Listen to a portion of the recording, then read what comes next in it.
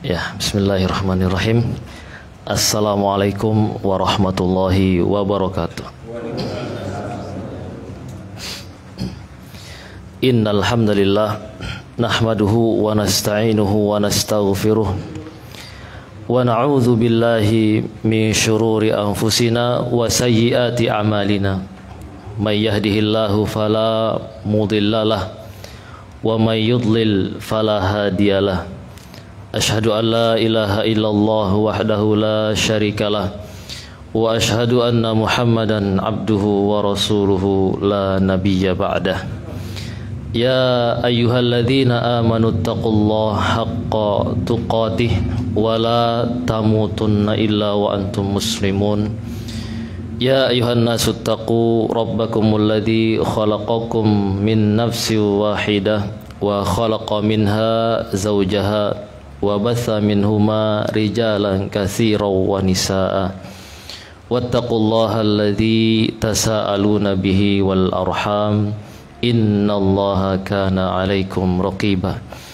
Ya ayyuhalladzina amanu taqullaha wa qulu qawlan sadida yuslih lakum a'malakum wa yaghfir lakum dhunubakum wa may yuti'illaha wa rasulahu faqad faza fawzan 'azima amma ba'd.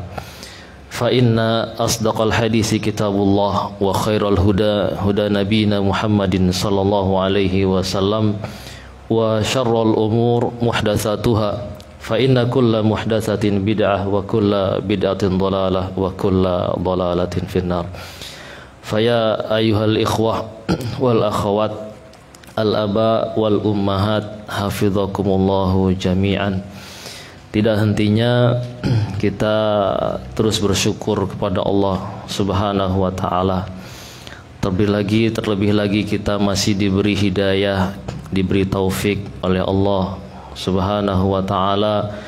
Kita bisa memasuki hari-hari yang dimana amalan soleh itu adalah yang paling dicintai oleh Allah Azza wa Jalla ketika kita mengerjakannya di hari-hari ini, yaitu hari di awal bulan Dzulhijjah, 9 hari atau 10 hari di awal bulan Dzulhijjah, yang mudah-mudahan Allah terus berikan kepada kita taufik agar kita bisa benar-benar memanfaatkan hari yang terbaik.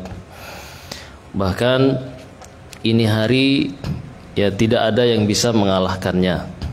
Ya, artinya hari-hari yang dimana siangnya, ya itu siangnya kalau kata Syekhul Islam Ibnu Taimiyah mengumpulkan atau menggabungkan dengan 10 hari terakhir di bulan Ramadan, maka kalau 10 hari terakhir di bulan Ramadan yang afdolnya adalah malamnya. Kalau hari-hari ini yang afdolnya adalah siangnya. Maka siangnya kita perbanyak ibadah, dan di antara ibadah yang mungkin sering kita lupakan ada satu ibadah. Apa itu? Banyak berzikir. Dan di antara zikir yang mungkin kita lupakan yaitu banyak bertakbir di hari 10 awal bulan Dzulhijjah. Yang mudah-mudahan Allah berikan taufik dan hidayahnya kepada kita semuanya untuk terus banyak beribadah kepada Allah Subhanahu wa taala, dan ibadah yang mudah yaitu adalah banyak kita berzikir, beristighfar, bertakbir di sepanjang hari kita dan malam hari kita. Baik, kita bisa lanjutkan kajian kita. Tema kajian kita pada malam ini insyaallah kita pilih tentang mauqif al-anbiya indal mihan, yang artinya cara atau sikap para nabi-nabi Allah ketika menghadapi ujian. Di sini banyak sekali yang kita bisa ambil pelajaran. Di dalam Al-Quran Allah Subhanahu wa taala banyak sekali menyebutkan kisah-kisah para nabi. Yang terbanyak nabi apa? yang paling disebutkan kisahnya yang terpanjang dalam Al-Quran, kisah Nabi Musa. Atau kita ada yang bawa mushaf Al-Quran? Ada ya Al-Quran kayaknya di situ ya. Ya, mungkin bisa nanti satu orang baca ya, biar hidup suasana taklimnya. Ada yang baca ayat-ayatnya, nanti insya Allah nanti kita pilihkan ayat-ayatnya. Tapi di dalam Al-Quran banyak sekali ayat-ayat yang mengisahkan tentang kisah-kisah para nabi. Apa sih fungsinya? Di antara fungsinya Allah sebutkan kisah-kisah dari para nabi-nabi, ya, dari Nabi Adam, Nabi Nuh dan seterusnya semuanya. Dan dikhususkan beberapa nabi di sana, ada nabi-nabi yang penuh dengan ujian, bahkan ujiannya begitu berat, lebih berat daripada yang lainnya. Dan sebenarnya ujian para nabi itu kalau kita perhatikan secara umum, ya, nabi secara umum itu adalah ujian yang terberat yang Allah berikan kepada makhluknya kalau dibandingkan dengan selain para nabi.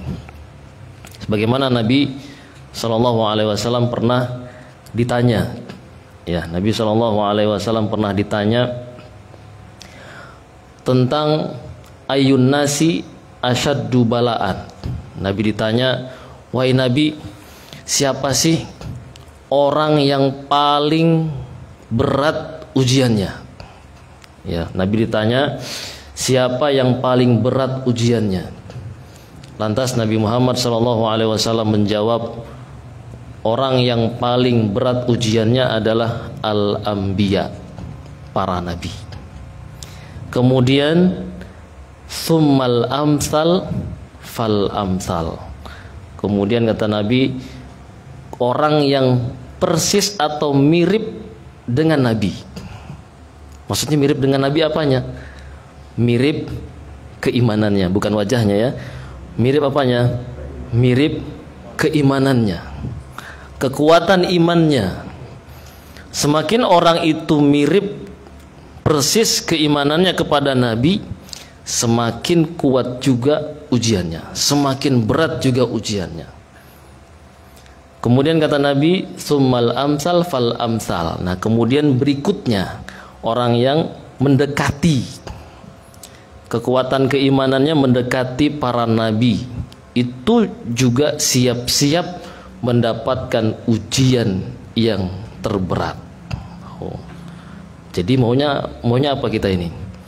Meningkatkan keimanan atau membiarkan keimanan kita di bawah? Enaknya yang mana? Ditingkatkan. Berarti kalau ingin meningkatkan keimanan, artinya apa? Kalau dari hadis tadi, siap, ya, siap, harus siap, harus siap memang. Semakin tinggi keimanan seseorang, siap-siap ada saatnya ujian yang paling berat akan dihadapi. Dan kapan itu kita nggak tahu. Bisa besok, ya. Bisa beberapa saat lagi. Intinya kita harus siap. Ya, kapan ujian itu datang. Beda kalau ujian sekolah. Ujian sekolah kan sudah ada jadwalnya. Ada kan? Setiap bulan Desember misalnya ujian akhir semester. Itu sudah ada jadwalnya. Kita bisa siap-siap. Nah, ujian kita, ujian keimanan seorang mukmin itu tidak Allah beritahukan kapan datangnya ujian. Bahkan kita kadang tidak merasa sedang diuji, sedang ada ujian bagi kita. Nah, maka kata Nabi berikutnya, maka fayubtalar rajul ala hasabi dinihi. Maka seseorang itu akan diuji sesuai dengan kekuatan agamanya. Semakin dia dekat kepada agama, semakin banyak ujiannya. Iya atau tidak? Kalau dulu kan kita belum rajin belajar, belum rajin sholat, itu ujiannya ya biasa sama manusia, biasa aja, nggak ada ya, nggak terlalu banyak musuh ya, nggak diapain sama, nggak diuji lah, ujiannya nggak terlalu berat. Paling ujian masalah ekonomi, yang ekonominya sulit mungkin ya nanti juga dia kembali lagi. Itu ujian-ujian yang biasa dilalui oleh manusia secara umum ya. Tapi ketika kita beranjak siap memperbaiki diri, meningkatkan keimanan, mempelajari agama ini, mulai ya dari kalangan keluarga, tetangga, ya satu kampung. Musuhnya berapa nih? Banyak kan? Ya, semakin orang itu memperkuat keimanan, siap-siap ya. Apalagi dia sudah bergerak untuk mengajak manusia, siap-siap ya, persiapan. Nah, maka dari itu di bulan yang mulia ini kan bulan ibaratnya apa? Bulan haji. Ya, bulan haji. Bulan Idul Kurban. Itu bulan ini sebenarnya adalah bulan pelajaran bagi kita yang besar. Kita diajak untuk mempelajari pengorbanan mereka-mereka yang sudah jelas lulus ujian. Lulus kan? Siapa yang lulus? Para nabi itu sudah lulus. Ya. Terus orang-orang yang berikutnya juga sudah jelas kelulusannya, bahkan tingkat kelulusannya dengan nilai yang sempurna. Bukan hanya sekedar nilai biasa, lulus sekedar lulus atau lulus bersyarat, enggak. Tapi lulus dengan nilai sempurna. Nah, ini yang kita inginkan. Gimana kita caranya ketika dapat ujian kita bisa lulus. Nah, di sini saat-saatnya di sini banyak pelajaran dari ibadah haji itu ya, rentetan ibadah haji yang dilakukan oleh hujjat para haji ini, itu sebenarnya nilai-nilainya yang harus kita pelajari banyak ya. Banyak di sana ujian-ujian, nilai-nilai ujian, bagaimana cara menghadapi ujian tersebut, dan nanti hasilnya seperti apa, di situ banyak pelajarannya. Tapi kita sedikit satu persatu kita mulai melihat bagaimana nabi kita dulu ya. Kita mulai dari nabi kita Muhammad sallallahu alaihi wasallam. Kita ambil satu contoh saja. Kalau diambil semua nanti nggak selesai ya taklimnya. Satu contoh yang bisa kita ambil pelajaran bagaimana beliau menghadapi ujian yang berat, yaitu ketika Nabi hijrah ke Madinah. Nabi hijrah ke Madinah. Tahun kapan itu hijrahnya? Tahun berapa? 1 Hijriah. Tahun 1 Hijriah ya. Tahun 1 Hijriah. Nah, di sana Nabi SAW hijrah bersama siapa? Abu Bakar. Berdua atau bertiga? Berdua ya. Para sahabat yang lain sudah duluan. Bahkan sebenarnya Abu Bakar pun sudah bersiap lebih dulu ya untuk berangkat ke Madinah. Tapi Nabi SAW meminta Abu Bakar untuk menemani beliau. Ya, menemani beliau. Akhirnya berangkatlah berdua ya, Nabi SAW bersama sahabatnya yang mulia Abu Bakar As-Siddiq ya radhiyallahu an. Maka ketika sampai di Jabal Thur ya, beliau di sana bersembunyi dari kejaran orang-orang Quraisy. Di sana beliau bersembunyi kurang lebih berapa malam? 3 hari atau 4 hari ya, kurang lebih seperti sekitar itu. Beberapa hari lah, 3 atau 4 hari, 3 atau 4 malam. Di sana beliau bersembunyi ya, karena sudah jelas dikejar orang-orang Quraisy. Terus diriwayatkan ya oleh Anas bin Malik radhiyallahu an, kata Anas, anna Abu Bakar radhiyallahu anhu haddatsahum, bahwasanya Abu Bakar radhiyallahu anhu pernah bercerita kepada para sahabat yang lain tentang kisah beliau hijrah kepada sama Nabi.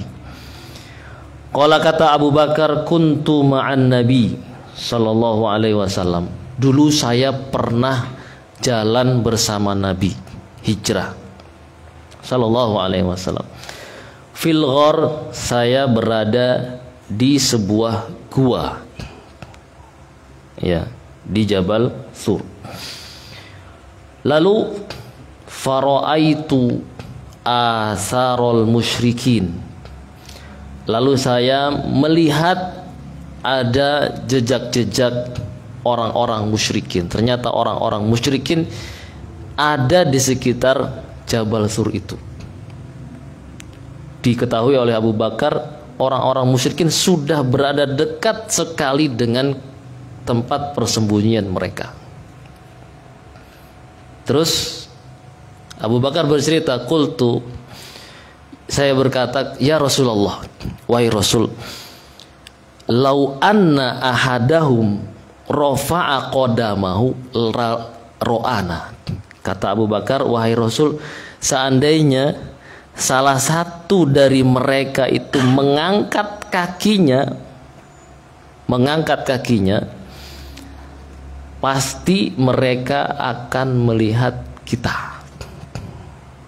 Karena masih ketutupan, ya, ketutupan pasukannya mereka. Kalau ada salah satu dari mereka mengangkat kakinya, kita akan kelihatan. Kalau sudah kelihatan gimana jadinya? Bayangkan dua lawan berapa orang, banyak yang mengejar Nabi ketika itu. Hitungan manusia gimana? Hitungan Abu Bakar secara manusiawinya, kalau sudah dilihat, tertangkap, mati, kan gitu. Itu hitungan manusiawinya. Kalau kita gimana? Bayangkan posisi kita seperti itu, ya, dikejar musuh, musuhnya sudah sangat dekat ke kita, tapi alhamdulillah masih bisa bersembunyi. Apa kata Nabi? Nabi menjawabnya dengan tenang. Bayangkan, ya, dalam kondisi genting atau genting, ya, dalam kondisi yang seperti itu Nabi bisa mengatakan dengan tenang. Apa kata Nabi kepada Abu Bakar? Wahai Abu Bakar, ma dhannuka bisnain Allahu salisuhuma. Wahai Abu Bakar, apa pendapatmu dengan dua orang yang Allah adalah ketiganya? Yang Allah adalah ketiganya. Apa maksudnya? Allah bersama kita. Sebagaimana dalam ayat, ya, Allah mengatakan, mengisahkan tentang kisah ini, ya, tentang kisah ini. Allah mengatakan, illa tansuruhu faqad nasarahullah idh akhrajahu alladhina kafaru thaniyasnain idh huma fil ghar idh yaqulu li sahibihi la tahzan innallaha ma'ana. Ya, idh yaqulu li sahibihi la tahzan innallaha ma'ana fa anzalallahu sakinatahu alaihi. Kata Allah, ketika orang-orang kafir mengeluarkan Nabi Muhammad dan Abu Bakar, ini termasuk keutamaan Abu Bakar. Beliau termasuk sahabat yang disebut di dalam Al-Quran, ya. Ketika keduanya itu siapa? Abu Bakar, Nabi dan Abu Bakar di sebuah gua di Jabal Sur. Ketika beliau mengatakan kepada Abu Bakar li sahibihi, memang nggak disebutkan Abu Bakar, tapi li sahibihi, kepada temannya Nabi Muhammad ketika itu, mengatakan apa? La tahzan, jangan khawatir, jangan sedih wahai Abu Bakar, innallaha ma'ana. Apa yang bisa kita ambil pelajaran? Ujian kan?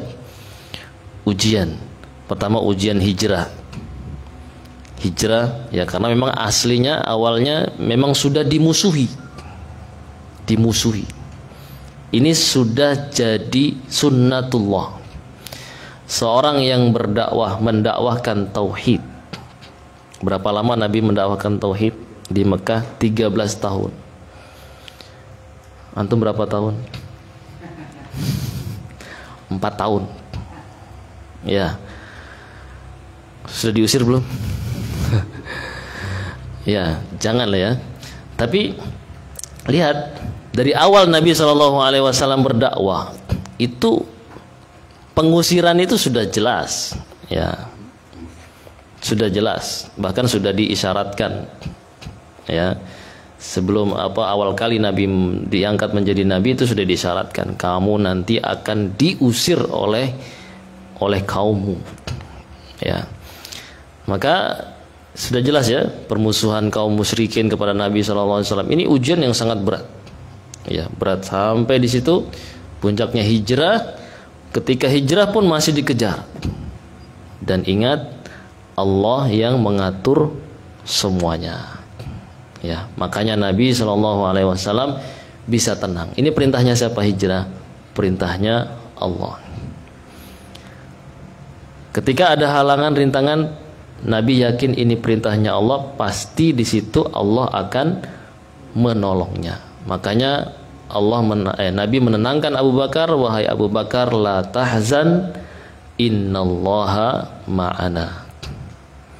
Jangan nangis, jangan bersedih, sesungguhnya Allah bersama kita. Ini nasihat, potongan kalimat kecil tapi nasihatnya sangat berharga.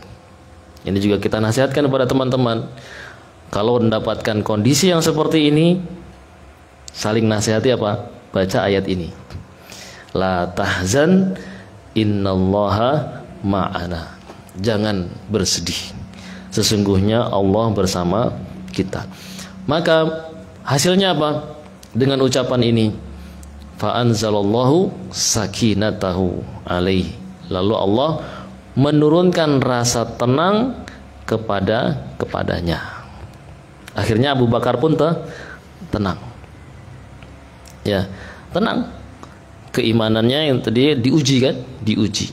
Itu namanya berarti Abu Bakar adalah orang yang mendekati apa? Mendekati keutamaan Nabi kan begitu ya. Sudah dekat. Nah ini. Makanya Nabi bilang yang paling berat ujiannya adalah para nabi, kemudian yang paling dekat. Ya, Abu Bakar yang bersama Nabi ketika itu. Ini ujian Nabi Muhammad SAW. Bagaimana beliau menyikapinya? Ya dengan tadi ya, dengan mengingatkan bahwasanya Allah bersama kita. Ya, berarti tingkatkan keyakinan seperti ini. Ya, keimanan seperti ini, Allah bersama orang-orang yang beriman. Allah bersama orang-orang yang mau menghambakan dirinya hanya kepada Allah saja. Ya, itu ya. Tapi nanti kita simpulkan. Sekarang kita beralih ke Nabi berikutnya. Ya, ringkas saja Nabi Muhammad. Wailah sebenarnya banyak lagi hal-hal kondisi-kondisi yang semisal itu atau lebih dari itu. Kemudian kita pindah ke Nabi Musa. Yang tadi kita sebutkan, Nabi Musa SAW adalah Nabi yang paling banyak disebut kisahnya di dalam Al-Quran. Ada yang bisa baca Al-Quran? Siapa yang bagus bacaannya? Hah? Siapa? Ada yang bisa perwakilan baca? Tapi siapa yang bisa baca? Baca-baca, ambil satu. Afan. Kasihkan siapa yang pintar bacanya. Atau dia ada di HP, mungkin silakan lihat di HP-nya. Ya. Bisa dilihat di surat Asy-Syu'ara ayat 61 62. Asy-Syu'ara. Ya. Bukan Asy-Syura ya, Asy-Syu'ara. Asy-Syu'ara. Dapat Asy-Syu'ara ayat 61 ayat 62. Tahu Pak? Dapat 61 62.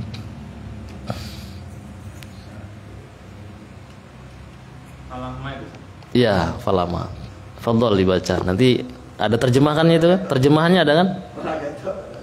Ya. Nanti baca juga terjemahannya. Coba dibaca, fadhol ya. A'udzu billahi minasyaitonir rajim. Falamma tara al-jam'ani qala ashabu Musa inna lamudrakun. Qala kalla inna ma'iya rabbi sayahdin. Iya. Baik, barakallahu fik. Coba dibaca terjemahnya. Maka ketika kedua golongan itu saling melihat, berkatalah pengikut-pengikut Musa, Ya. kita benar-benar akan tersusul. Ya, Musa menjawab, sekali-kali tidak akan tersusul. Sesungguhnya Tuhanku bersamaku, Dia akan memberi petunjuk kepadaku. Ya, lanjut coba, ada satu ayat lagi. Tambah satu ayat lagi. Fa'auhayna ila Musa anifrif bi asaqal bah falaqa fakana kullu firqin qattawdil azim. Aywa. Terjemahnya? Lalu kami wahyukan kepada Musa, pukullah laut itu dengan tongkatmu, maka terbelahlah lautan itu dan setiap belahan seperti gunung yang besar. Iya, barakallahu fik. Ahsantum. Nah, perhatikan ayat ini. Ya. Falamma taro al-jam'an. Qala ashabu Musa inna lamudrakun. Ini kisahnya hampir sama seperti Abu Bakar tadi. Ketika taro al-jam'an. Nah, ini lebih seru lagi. Ya. Dua kelompok saling melihat. Kelompoknya Nabi Musa, ini orang-orang Bani Israel, ya, seharusnya orang-orang Bani Israel bersyukur kepada Allah, ya, dengan kisah ini. Ini mereka diabadikan kisahnya, ya, orang-orang Bani Israel. Nah, ini ketika Bani Israel berhadapan dengan pasukannya Fir'aun, saling berhadapan. Ya, sudah melihat, itu sudah di depan mata, ya. Kemudian di depan mereka siapa? Apa? Di depan Bani Israel ada laut. Nyemplung ke laut atau melawan Fir'aun. Yang jelas hitungan manusianya kalah. Ya, sedikit lawan banyak. Ya, hitungan manusianya kalah. Kalau kita menyeberangi laut, ya masuk ke dalam lautan. Gak ada pilihan. Ya. Qala ashabu Musa inna lamudrakun. Orang-orang Bani Israel, ya, pengikutnya Nabi Musa itu berkata, inna lamudrakun. Wahai Nabi Musa, pasti kita akan tertangkap. Pasti kita akan tertangkap. Itu sudah hitungan manusianya seperti itu. Qala, apa kata Nabi Musa menghadapi keadaan yang genting tersebut? Nabi Musa mengatakan, kalla, gak mungkin. Bisa ya, gak mungkin tertangkap. Kenapa? Inna ma'iya Rabbi, karena sesungguhnya bersama saya Robku. Sayahdin, pasti dia akan memberikan petunjuk kepada saya langkah apa yang akan saya lakukan ketika ini. Keyakinan yang begitu tinggi. Kenapa? Karena yang merintahkan pergi ini siapa? Allah yang perintahkan. Ya. Jadi Allah perintahkan untuk memang pergi, ya, mengajak Bani Israel, ya, keluar dari negerinya Fir'aun. Ya. Maka pasti akan datang pertolongan Allah, kata Nabi Musa. Kalla inna ma'iya rabbi sayahdin. Sesungguhnya bersama saya, Rabb saya, dia akan memberi saya petunjuk. Ya. Ini bisa terucap kapan? Kalau benar-benar kita yakin. Ya, keyakinan yang begitu tinggi kepada pertolongan Allah Azza wa Jalla. Dan kalau kita lihat kisahnya berikutnya, ya, berarti nanti kita bisa ambil pelajaran pertolongan Allah itu datangnya kapan? Ketika saat-saat terakhir, ya, detik-detik terakhir, ujian puncaknya. Nah, di situ baru nanti terlihat lulus atau tidaknya di situ. Kalau lulus dikasih pertolongan. Ya. Kita lanjutkan. Kemudian ayat berikutnya Allah menceritakan fa'auhayna ila Musa. Jadi pakai fa di sini. Fa'auhayna ila Musa. Maka ketika itu kami wahyukan kepada Nabi Musa. Ini kan hitungannya detik. Ya, hitungannya sebentar saja. Lalu kami wahyukan kepada Nabi Musa, apa wahyunya? Anidrib bi'asakal bahar. Wahai Musa, pukulkan tongkatmu ke lautan. Pukulkan tongkatmu ke lautan. Fanfalaqo, lalu lautan itu terbelah. Ya, fakana kullu firqin kataudil azim. Maka setiap belahan-belahan itu seperti gunung yang tinggi. Ya, berarti dalam lautan itu. Ya, dan terpecahnya pun memudahkan sekali, banyak jalannya sesuai dengan apa anggotanya, suku-sukunya Bani Israel. Ya. Jadi mereka dengan mudahnya berjalan, lari ya di atas atau di dasar lautan tersebut. Jelas ya? Nah, berikutnya ada penegasan wa anjayna Musa wa man ma'ahu ajma'in, dan kami selamatkan Nabi Musa bersama orang dan orang-orang yang bersama Nabi Musa semuanya. Gak ada yang jadi korbannya Fir'aun, selamat semuanya. Masya Allah, ini detik-detik yang menegangkan, ya. Ternyata disitulah pertolongan Allah Azza wa Jalla. Dan kalau kita bisa ambil pelajaran, ujian itu memang harus sampai akhirnya, harus sampai akhirnya dulu, sampai selesai dulu, ya, baru nanti Allah berikan pertolongannya. Jadi untuk melihat, ya, sebesar apa memang keimanan dia, kejujuran keimanan dia seperti apa.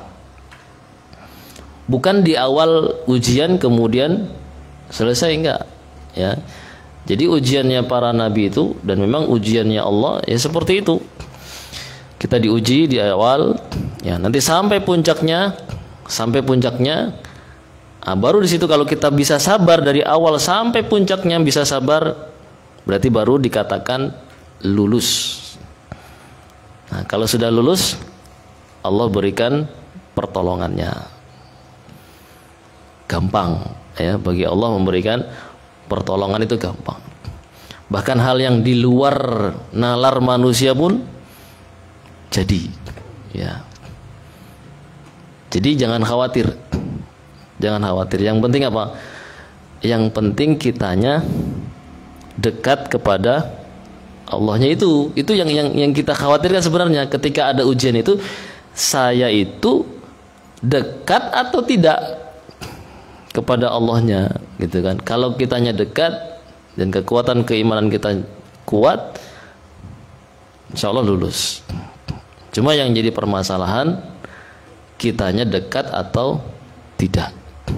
Nah, itu yang jadi masalah. Makanya Para ulama menasihatkan, wahai manusia, ya, ketika terjadi musibah, ketika terjadi ujian, itu yang kita harus koreksi, perbaiki kedekatan kita dulu kepada Allah. Itu yang kita perbaiki lebih dulu. Ya. Kalau sudah dekat, ya seperti ini. Ya. Mudah bagi Allah mendatangkan pertolongan dalam bentuk apapun, mudah. Dan jangan kita berprasangka buruk, ya, kepada Allah. Bahkan di puncak ketidakmungkinan seperti ini. Ya, kaumnya Nabi Musa kan sudah menganggap ini sesuatu yang mustahil kita selamat. Ya, mustahil kita selamat. Tapi Nabi Musa menganggap masih ada kemungkinan kita selamat. Kemungkinan besar kita selamat. Karena kita di bawah perintah Allah Azza wa Jalla. Nah, ini Masya Allah. Nanti kita simpulkan, ya, bagaimana sih jadinya kesimpulannya sikap kita yang seharusnya, ya, ketika menghadapi musibah. Nah, sekarang ini poinnya. Berikutnya adalah tentang kisah Nabi Ibrahim alaihissalatu wassalam. Nah, di sini yang mungkin bisa dikatakan inti dari pelajaran kita kali ini, kajian kita kali ini, berhubungan dengan Hari Raya Idul Adha, yaitu kisah tentang Nabiullah Ibrahim alaihi salatu wassalam. Dan kisah beliau tidak hanya kisah berkaitan dengan menyembelih anaknya, ya. Taib. Kita lihat kesabaran beliau. Diriwayatkan dari Ibnu Abbas radhiyallahu anhuma, hasbunallah wa ni'mal wakil. Kalimat hasbunallah wa ni'mal wakil ini qalaha Ibrahim alaihi salam. Ini diucapkan oleh Nabi Ibrahim alaihi salam. Kapan? Hina ulqiya finnar. Ketika beliau dilemparkan ke dalam api, bukan neraka ini, ya, ke dalam api. Beliau dibakar oleh raja ketika itu karena sudah berani menghancurkan berhala-berhala mereka. Ya, akhirnya diadili, kemudian dibakar. Tapi lihat, ya, ketika beliau dilemparkan ke dalam api, apa takut? Lari gitu, ya, nggak ada ceritanya, ya, itu beliau berupaya untuk lari, ya. Beliau hanya mengatakan apa? Hasbunallah wa ni'mal wakil. Cukuplah bagi kita, cukup bagi kami Allah, cukup Allah saja yang akan menolong saya. Wa ni'mal wakil, dan Allah lah sebaik-baik penolong. Ya, sebaik-baik penolong. Ini ucapan bukan hanya sekedar diucapkan, karena memang muncul dari keimanan yang kuat, ya, keimanan yang tinggi. Makanya bisa mengatakan hasbunallah, udah pokoknya cukup Allah saja, nggak butuh yang lain. Nah, bisa. Kalau kita diuji seperti ini, kita hanya mengatakan hasbunallah. Apa telepon teman-teman? Hah? Biasanya kan telepon teman-teman kan, saya lagi di ini, ya, saya lagi dikejar-kejar sama musuh, ya, saya di ini. Pastinya kita akan ngadu ke teman-teman, ya, gini, minta pertolongan mereka. Jadi kontak kita kepada Allahnya masih kurang ketika dapat ujian. Yang kita pikirkan langsung ke makhluk, iya kan, ke makhluk. Harusnya Allah saja, ya. Hasbunallah wa ni'mal wakil. Nah, ini juga kata Ibnu Abbas, wa qalaha Muhammad sallallahu alaihi wasallam hina qalu, dan juga kalimat ini diucapkan oleh Nabi Muhammad sallallahu alaihi wasallam ketika mereka mengatakan innan nasa qad jama'u lakum fakhshawhum fazadahum imana wa qalu hasbunallah wa ni'mal wakil. Sesungguhnya manusia telah berkumpul untuk menangkap kalian. fakhshawhum, maka takutlah kepada mereka, takut sama manusia. Apa tanggapannya para sahabat Nabi dan para sahabat? Fazadahum imana. Malah justru keadaan seperti itu malah menambah keimanan mereka. Wa qalu, dan mereka mengatakan hasbunallah wa ni'mal wakil. Cukup Allah bagi kita dan Allah sebaik-baik penolong. Lihat ya, ketika bertemu musuh justru malah bertambah keimanan. Kalau kita jangan sampai suudzon. Ya, jangan sampai kita ini kita kok banyak musuhnya. Berarti ini ya ragu, dia tambah ragu jadi malah ragu. Ya, jangan. Justru dengan kita melihat orang-orang banyak yang memusuhi, ya misalnya seperti itu, ya banyak ujian yang kita hadapi, berarti inilah ternyata memang saya sedang berupaya beriman dengan keimanan yang sempurna. Pasti akan ada ujian. Ya, pasti akan ada ujiannya. Baik, kemudian kisah berikutnya, ya setelah beliau beliau menghancurkan berhala-berhala orang-orang ketika itu, beliau mengatakan wa qala inni dzahibun ila rabbi sayahdin. Saya akan pergi menuju Rabb saya. Allah yang akan memberikan saya petunjuk. Ya, artinya keterkaitan eratnya kepada Allah. Benar, Allah berikan pertolongan kepada Nabi Ibrahim dengan mengatakan wa qulna ya naru kuni bardan wa salaman ala Ibrahim. Wahai api, jadilah kamu dingin dan jadi keselamatan bagi Ibrahim. Mustahil. Awalnya kan hitungan manusia mustahil, tapi nggak ada yang mustahil bagi Allah Azza wa Jalla. Api yang begitu panas bisa menjadi dingin, tidak membakar Nabi Ibrahim. Keajaiban, ya, hitungan manusia. Baik, lihat ya kesabaran beliau. Berikutnya ujian berikutnya. Ujian berikutnya beliau lama tidak diberi anak, tidak dikarunia anak. Beliau terus berdoa, mengucapkan doa Rabbi habli minas solihin. Wahai Rabbku, berikanlah saya anak yang soleh. Terus beliau berdoa. Usia beliau sudah tua. Ya, usia beliau sudah tua.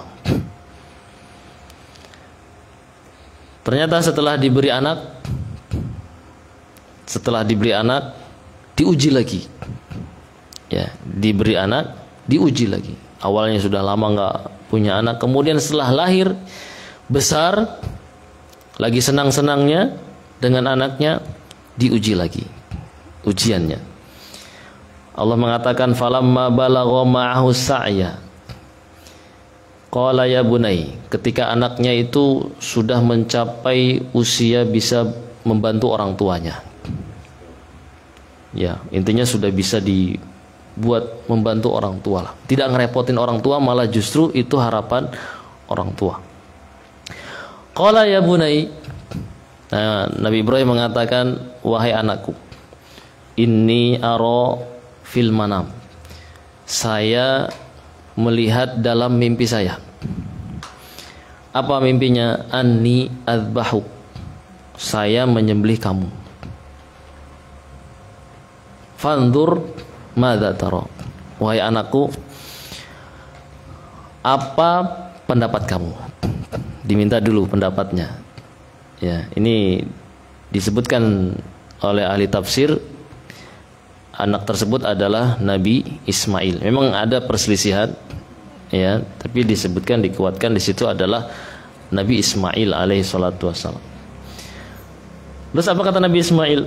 Qala ya abati if'al ma tu'mar. Masya Allah ya, ini dua orang ini. Wahai bapakku, kerjakan apa yang kamu diperintah. Ya, kerjakan perintahnya. satajiduni insyaallahu minas sabirin. Maka engkau akan mendapatiku insyaallah termasuk orang-orang yang sabar. Apa jadinya di sini? Ya. Kedua orang ini intinya dia tidak melihat bagaimana beratnya ujian. Ya. Mereka berdua hanya melihat itu perintah Allah atau bukan. Ya. Kalau itu perintah Allah, jalankan. Walaupun saya harus mati, ya itu kan Nabi Ismail ya. Walaupun Nabi Ismail harus mati, terus Nabi Ibrahim kehilangan anaknya yang sudah lama ditunggu, ya. Tapi kalau itu perintah Allah, jalankan. Nah, yang Allah inginkan ininya dari kita sebenarnya. Ketika kita diperintah itu mau atau tidak, itunya dulu, ya, nurut atau tidak. Bukan masalah ibadahnya, ya, ibadahnya Allah nggak butuh sama kita. Ya, jadi ketika orang ini diperintah, nurut atau tidak. Ya, kalau nurut, lulus. Ya, dan selanjutnya kisahnya sudah maklum ya, sudah ma'ruf kisahnya.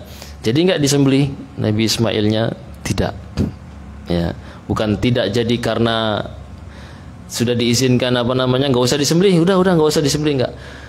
Tapi tidak jadinya ketika apa? Ketika pisau sudah mendekat di leher. Bayangkan, sudah tinggal detik-detik terakhir lagi. Detik-detik terakhir, di situ tinggal iya atau tidak, ya. Dan memang iya sudah ingin dilaksanakan, Allah berikan wahyu kepada Nabi Ibrahim, sudah. Engkau sudah melaksanakan apa yang kamu diperintahkan. Artinya engkau sudah melaksanakan perintahku, sudah selesai. Ya, sampai di situ. Masya Allah ya. Jadi yang Allah inginkan bukan Nabi Ismailnya mati jadi korban, bukan. Tapi yang ingin dilihat adalah sebesar apa ketaatan beliaunya sebagai contoh untuk kita. Ya, sebagai contoh untuk kita. Terus itu pengorbanan Nabi Ibrahim. Nah, sekarang kita juga diperintahkan untuk berkorban. Berkorban apa ini? Korban perasaan. Apa korban uang atau korban kambing? Nah, kita juga disuruh perintah untuk menolong agama Allah. In tansurullah yansurkum. Wahai manusia, kalau kalian menolong Allah, Allah akan menolong kalian. Ya. Bahkan Allah akan berikan kekuatan kepada kalian. Jadi yang intinya bukan agamanya Allah butuh ditolong.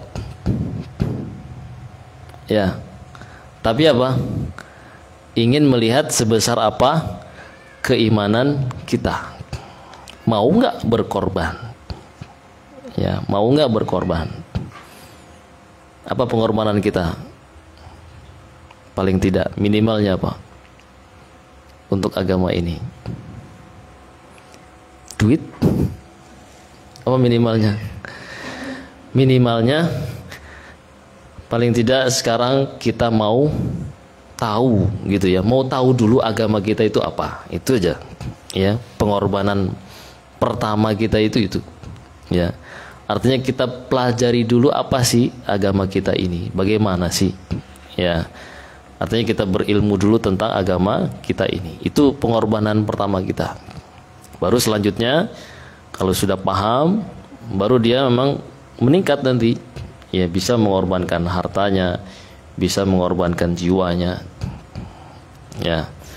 Nah, setiap tahunnya kita diasah pengorbanan kita dengan seekor kambing atau dengan 1/7 sapi. Mau atau tidak? Ya. Jangan lihat kambingnya. Ya. Lihat kitanya mau atau tidak. Itunya dulu, nurut atau tidak. Di situ ujiannya. Makanya dalam surat Al-Ankabut Allah mengatakan apa? Ahasiban nas ayyaqulu amanna, ahasiban nasu ayyutraku ya ayyaqulu amanna wa hum la yuftanun. Ya. Apakah manusia mengira mereka dibiarkan saja begitu saja mengatakan dia beriman kemudian tidak diuji? Ya, artinya apa? Kalau dia sudah berani menyatakan keimanannya, siap diuji. Ya, siap diuji. Nah, bagaimana sikapnya? Ya, seperti tadi kita lihat para nabi alaihi salatu wassalam. Taib sedikit lagi. Satu lagi. Ya, nanti sudah itu baru kita simpulkan. Satu lagi kisah Nabi Yunus. Kita ambil kisah Nabi Yunus. Nama lain Nabi Yunus siapa? Dhunnun, ya. Dhunnun. Allah mengisahkan kisahnya, kata Allah, wa dhannun idz dhahaba mughadiban fa dhanna an lan naqdiru alaihi. Dan Dhunnun ketika dia pergi dalam keadaan marah, ya, dan dia mengira kami tidak bisa memberikan pelajaran kepadanya. Fanada fil dhulumat, lalu beliau memanggil, ya, berdoa di kegelapan, ya. Dhulumat artinya bukan satu kegelapan, disebutkan tafsirnya ada 3 kegelapan. Kegelapan lautan, kegelapan malam, sama kegelapan perut ikan. Ya, beliau dimakan ikan. Di dalam perut ikan beliau berdoa. Ya, beliau berdoa, banyak berzikir. Apa beliau zikirnya? Mengatakan la ilaha illa anta subhanaka inni kuntu minadh dhalimin. La ilaha illa anta, ya Allah, tidak ada ilah yang berhak diibadahi kecuali Engkau saja, ya Allah. Sungguhnya subhanaka, maha suci Engkau dari yang disekutukan, inni kuntu minadh dhalimin. Nah, ini yang poin pentingnya. Sesungguhnya saya termasuk orang-orang yang zalim, yang salah. Beliau mengakui kesalahannya, kembali kepada Allah Subhanahu wa ta'ala. Hitungan manusianya gimana? Mustahil, ya? Mustahil. Sudah masuk perut ikan, hitungannya sudah hancur lebur, ya. Tapi masih Allah jaga beliau selama di perut itu. Beliau terus berdoa, membaca zikir ini. Akhirnya Allah selamatkan beliau. Bisa selamat sebesar apapun ujiannya. Yang penting ini, ya, kembali. Kitanya kembali. Kita zalim, ya, kitanya kembali. Baik. Jadi gimana ini? Kesimpulannya kita simpulkan, ya. Udah hampir 1 jam. Apa kesimpulannya? Jadi kalau kita lihat dari kisahnya Nabi Muhammad, kisahnya Nabi Musa tadi, ya, kisahnya Nabi Ibrahim, kisahnya Nabi Yunus, hanya 4, ya, dari 25 Nabi kita ambil 4 saja contoh. Sebenarnya ada lagi Nabi Yusuf, Nabi apa, Masya Allah, itu yang, ya, perlu diulang. Kisah-kisah seperti ini perlu diulang. Nah, kesimpulannya, sikap para Nabi tersebut ketika ditimpa musibah, itu mereka hadapi pertama jelas dengan sabar, ya, dengan sabar. Kemudian mereka hadapi dengan ridho, menerima apa yang Allah takdirkan untuk mereka. Kalau ini nggak ada, nggak mungkin tadi terucap kata-kata yang seperti itu, ya. Mereka bisa sabar menghadapi ujian-ujian tersebut, bahkan ridho, ya, ridho apapun yang Allah takdirkan untuknya, dia siap menghadapinya. Itu pertama. Kemudian yang kedua, As-siqatu billah. Yang kedua, cara menghadapi ujian ya para nabi tadi itu kita lihat mereka benar-benar percaya kepada Allah. Janji-janjinya Allah mereka percaya sepenuhnya. Nggak ada keraguan sedikit pun. Ya, nggak ada keraguan sedikit pun dengan janji-janji Allah Azza wa Jalla. Itu baru bisa lulus ujian. Bayangkan kalau ada keraguan sedikit ya ketika itu ya mungkin nggak terjadi ya. Jadi karena mereka betul-betul yakin ini perintahnya Allah, inna ma'iya rabbi sayahdin, innallaha ma'ana. Ya, sesungguhnya Allah bersama kita. Ini menunjukkan kesikohan, kepercayaan mereka kepada Allah Azza wa Jalla. Janji-janjinya yang benar. Makanya kita kalau disuruh berkorban, ya, mengorbankan waktu, mengorbankan pikiran, mengorbankan harta, jiwa. Apa janji Allah? Yansurkum kan gitu ya. Allah akan tolong kalian. Nah, ini janji yang ini kita percaya enggak? Nah, percaya atau tidak? Kalau percaya, yakinlah. Ya, yakin akan bisa. Kalau kita seperti ini, insya Allah nanti kita menjadi orang yang maunya berkorban. Ya, bukan cuma korban kambing ya, tapi mengorbankan untuk agama ini. Kita akan selalu berpikir apa sih yang saya berikan, ya, apa yang sudah saya berikan. Tayyib. Walaupun ya dalam keadaan yang paling sempit pun tetap masih percaya. Bayangkan ini ya, kalau kita mungkin sudah suudzon, iya, kalau kita mungkin sudah suudzon, sudah buruk sangka kepada Allah. Kapan datangnya pertolongan? Katanya mau ditolong, iya, pasti sudah buruk sangka. Kok ini sudah di depan laut, sudah mau mati, gak ditolong-tolong? Kan begitu perasaan kita, ya. Tapi perasaan para nabi nggak pasti, ya, pasti ditolong. Ini walaupun detik-detik terakhir, ya. Terus yang ketiga, sikap yang ketiga itu hendaknya bertaubat. Ya, mereka sering bertaubat atau penuh ya kembali kepada Allah. Taubat menyadari kesalahan-kesalahannya. Ya, seperti halnya tadi Nabi Yunus alaihi salatu wassalam. Nah, ini ya kita juga, kita yang memang manusia biasa yang penuh dengan kesalahan, ini yang mungkin paling banyak yang harus kita lakukan ketika ditimpa musibah atau ketika mendapatkan ujian-ujian ini. Ini dulu ya, sudah ini bersih, dekat kepada Allah, baru bisa. Ya, kemudian yang keempat ya adalah al-luju ilaihi, hanya bersandar kepada Allah saja.